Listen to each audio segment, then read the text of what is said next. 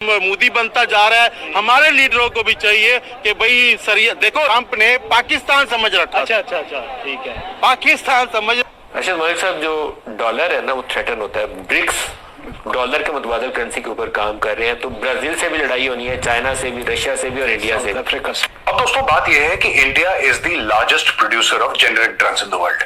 सबसे ज्यादा भारत में जेनेरिक ड्रग्स बनते हैं, मैन्युफैक्चरर है जेनेरिक ड्रग्स का, और भारत दुनिया भर में भेजता है, अमेरिका को भी भेजता है।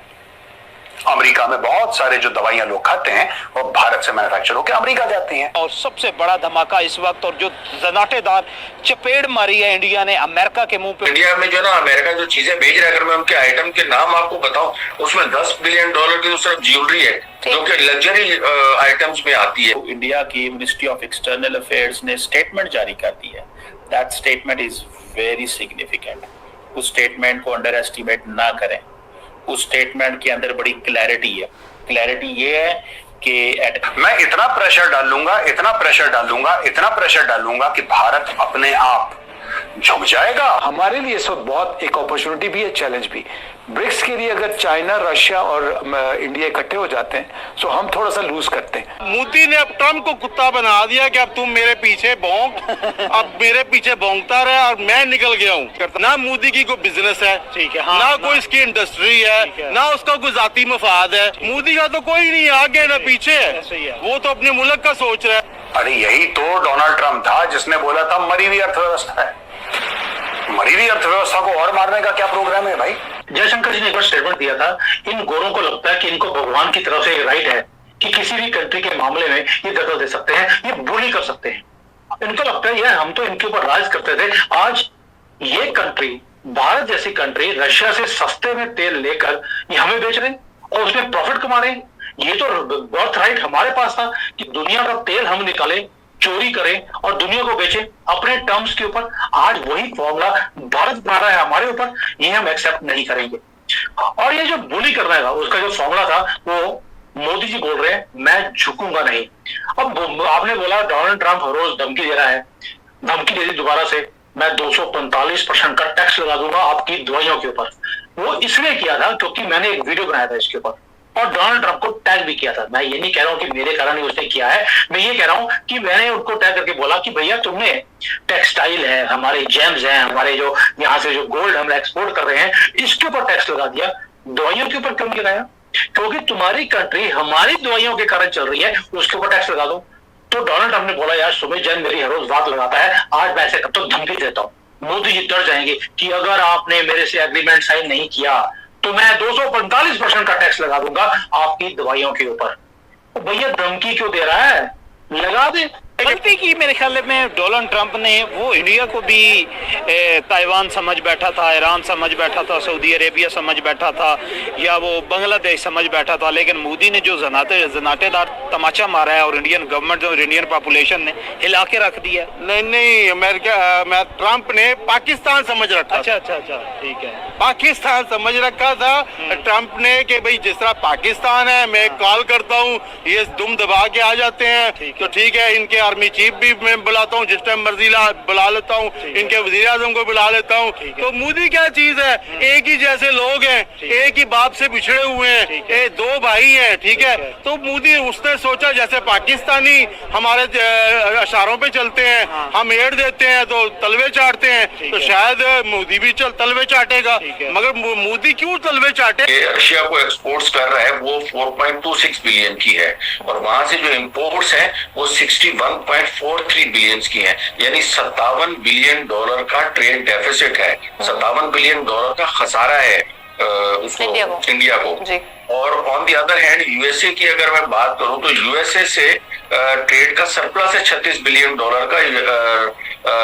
अमेरिका का जो है वो इंडिया 77.5 बिलियन की एक्सपोर्ट्स करता है और वहां से सिर्फ $40 बिलियन की जो है वो इंपोर्ट्स करता है। तो 36 बिलियन का सरप्लस है। इसके बावजूद जो है वो इंडिया की जो तरजीह है वो रशिया है, और जो आइटम्स वहां से जो इंपोर्ट करता है उनमें ज्यादातर क्रूड ऑयल आजकल इंपोर्ट कर रहा है रशिया।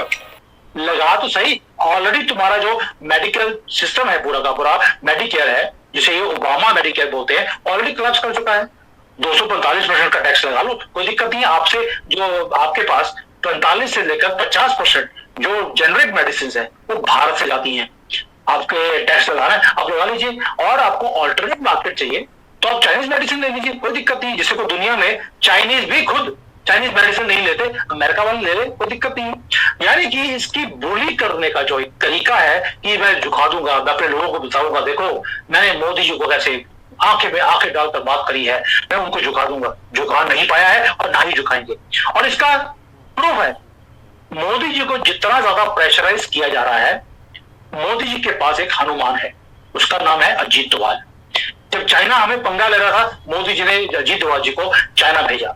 अब देखिए उसके बाद हर चीज ठीक हो गई। आई डोंट नो कौन सा फॉर्मूला है उनके पास। खबर तो आपने सुन ही लिया, फिर बहुत अच्छी खबर है। कभी भी किसी की खुशी में खुश होना चाहिए, या ना कि अभी हम इंडिया हमारा हम सब दुश्मन समझते हैं। मेरा ख्याल है कि इंडिया हमारा दुश्मन नहीं है, ठीक है ना। था पहले, आज से 25-30 साल पहले हमसे दुश्मनी करता था, मगर अभी नहीं। तभी तो इंडिया तरक्की कर गया। अब देखे ये बात ज़हन से निकाल दी। अब ये क्योंकि ये छोटे मसले रह गए ना। अब एक गुंडा था अमेरिका, एक उसकी गुंडागर्दी इंडिया भी बर्दाश्त करता रहा, पाकिस्तान भी करता रहा, पूरी दुनिया बर्दाश्त करती रही, चाइना भी बर्दाश्त करता रहा।